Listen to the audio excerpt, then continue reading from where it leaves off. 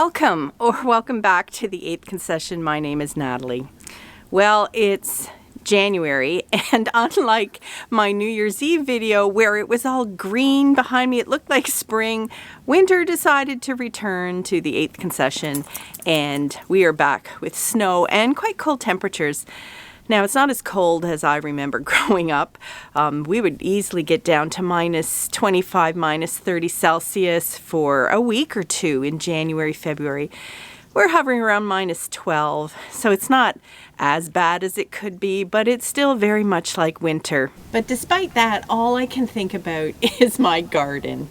But despite that, I'm so excited to think about the garden again, to think about planting seeds. So today I'm going to haul out my seed packets. I'm going to see what I have, what I still need to buy, and have a look. And so I thought we could talk about seed packets. Now, they're covered with information, good information. It's a good resource. But seed packets don't tell you everything. But first, I was just over here giving the chickens their treat, and I can see something on the frozen pond.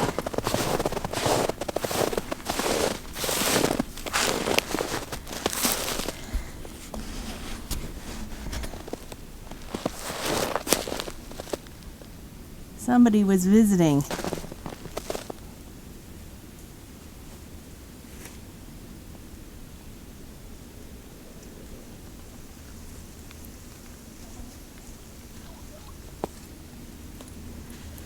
I bet you it was a fox.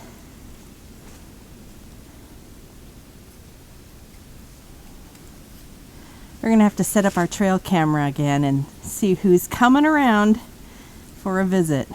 So before we get into what seed packets don't tell you, let's talk about what they do tell you, because there is really good information on seed packets. On the front of the seed packet, you're going to see the name of the type of seed that is in there. So tomato, pepper, morning glory. Then you're going to see the variety name. For the tomato, it's subarctic plenty. For the pepper, long red cayenne slim. Also on the front, you will often see whether or not the seeds are heirloom, whether they might be organic, whether they're non-GMO, and all those terms mean how the seeds have been grown or processed and what the history of the seed is. So heirloom versus hybrid, that means whether or not two plants have been crossed to create a new type of plant, that's hybrid. Or whether it's heirloom, which means it's the same plant that's been grown for a long, long time and the seeds should grow true to type. GMO has a very bad rap, and that's because there's not enough information on whether or not this has any long-term effects, but GMO refers to genetically modified. Now, some plants that you buy, or some food that you buy in the grocery store these days is genetically modified, and they do that to help the plants with disease resistance or a bigger yield. But a lot of people aren't comfortable with tampering with the DNA of plants. So if you want non-GMO, you will often see that on the front of the packets to give you peace of mind that nothing has been dealt with the DNA of the plant. Also, on the front or sometimes the back of the package, you're going to see a sow-by date.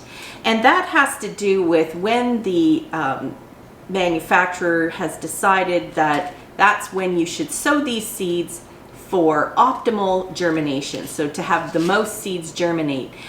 Sometimes they don't put it as sow-by, they just put a date as in when the seeds are packaged.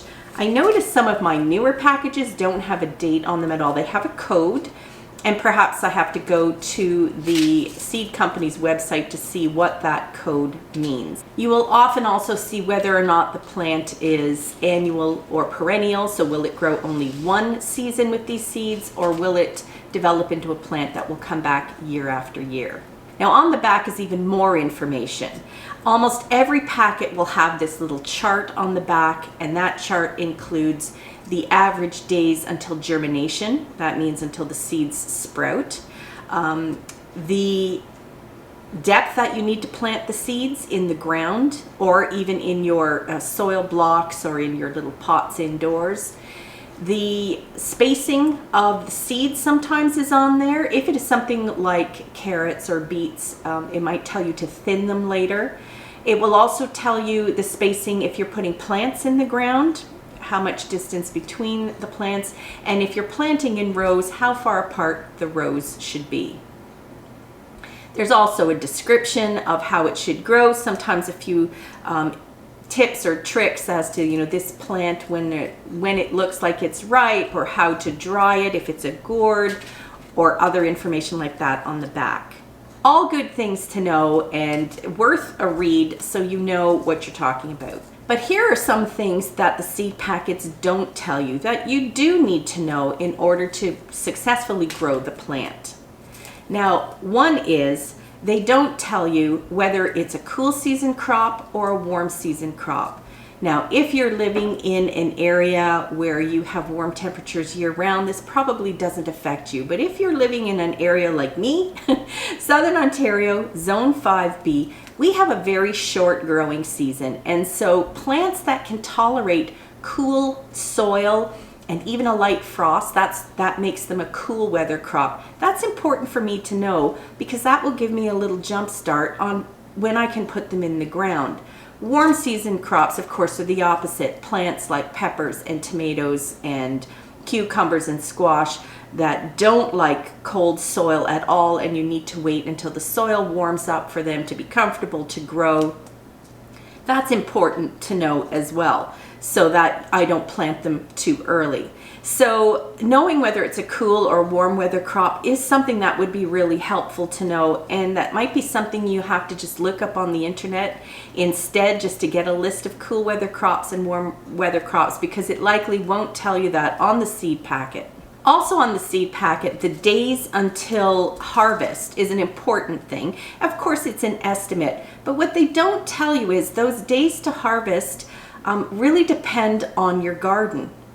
So days to harvest sometimes also mean not when you put the seeds in the ground, but when you put the transplant in the garden, when you put the plant that you've grown. So take a good look at days to harvest. It will often say on the back, after transplanting to garden, that's your days to harvest. Don't get confused with that, because that makes a big difference when you have a garden like me with a very short growing season.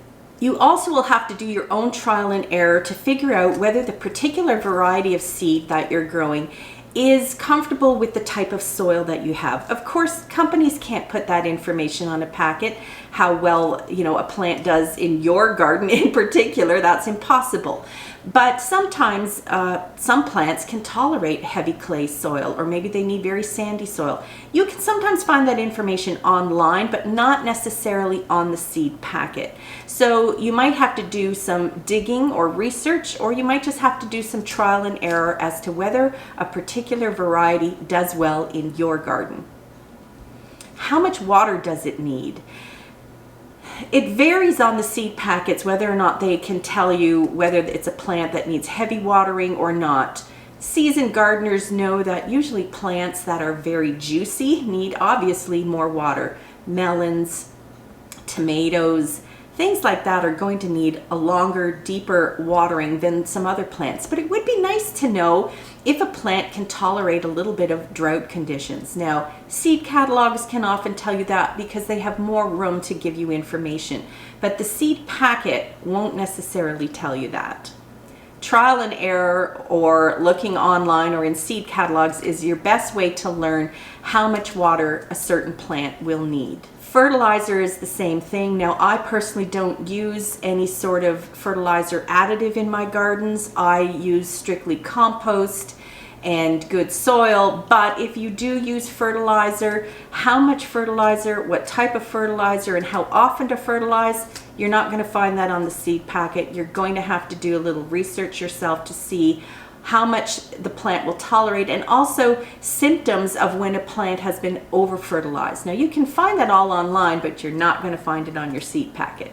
The other thing your seed packet won't tell you is that you can actually play quite a bit with those distances that they put on that chart on the back.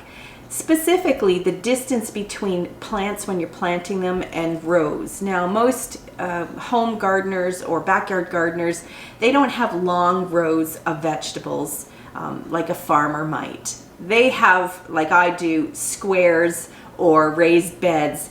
And a lot of people like to do what they call high density or intensive planting, and that means putting the plants fairly close together. Now, you put them too close together, they're going to be competing for the nutrients and the water around them, and yields will go down. However, it says on my pepper plant here that the plants should be 18 inches apart. 1.5 feet between pepper plants, not in my garden. They don't need that much room. You can play with square foot gardening or intensive gardening to see where you can put them closer together and not affect your yield too much. So they're not going to tell you that you can actually really reduce that amount to something close together. I was watching some videos by Charles Dowding, and he plants his onions and beets and I don't know what other vegetables really close together, like in clumps of 3 or 4, and says that they like the company. So you can play around with that, but it doesn't tell you that on the package. The other thing they don't tell you on the package is the sow-by date, or the date on the package is not as important as it might say. Sow by, I have some here that are sow by last year, sow by December 2023. These seeds are still good. I think M.I. Gardner was planting some 17-year-old tomato seeds or something. It all depends, of course, on how the seeds are stored. If they're stored out of the sunlight in a nice, cool, dry place, they can last for years. Now, your germination rate might go down. Instead of having 9 out of 10 seeds sprout, you might only get 6 out of 10 seeds sprout, but you're still going to have seeds that will germinate and give you a plant. So they don't tell you that the sow-by date is really just the date that the seeds were packaged, and if you store them correctly, you can keep them for a long, long time. Another little tidbit that the seed packets won't tell you is whether or not the plant is very susceptible to transplant shock. Again, some seed packets have more information than others, but learning which plants don't like to have their roots touched or don't like to be transplanted is an important piece of information. I've had some of my gourds like the loofahs, which of course I'm really pushing it to grow them in zone 5B, but I have learned just by trial and error, but they do not like being transplanted or touched. And that makes a difference in how then you sow the seed indoors if you choose to do that. So I make sure that I sow my loofahs and my birdhouse gourds and anything else that gets really fussy about being handled or its roots being disturbed when it's put in the ground. I make sure I plant them in something where I can put the whole pot in the ground, either soil blocks or newspaper or peat pots if you want to go that route, just to make it easier to do that transplanting. Some plants I find don't really care about being transplanted, like tomatoes. Strip off the bottom leaves, put them way down in the ground, they'll sprout roots from their stem. They don't really mind as long as you give them some water afterwards. But it would be great if you knew ahead of time when you're planting seeds indoors which ones are going to have a little hissy fit when you put them in the garden and which ones won't. So those are just some of the things that the seed packets, which are really full of information and good information, but they're not going to tell you, or they're going to make you think that these are hard and fast rules, and they're not. Gardening is all about finding what works in your garden, with the amount of sunlight you have, with the amount of clay in your soil, with the amount of rainfall you get. So it's trial and error and trying different varieties each year, but that's half the fun, isn't it? Trying something new, and just this time of year when the snow's on the ground, dreaming of that garden and a bountiful harvest. And you know, maybe these tomatoes will be the success that I'm looking for this year, seeing as they have 40 to 59 days to harvest. I'm thinking I can outrun my blight this year and see if maybe these will be a success. Hope you're having fun planting your garden. Bye for now.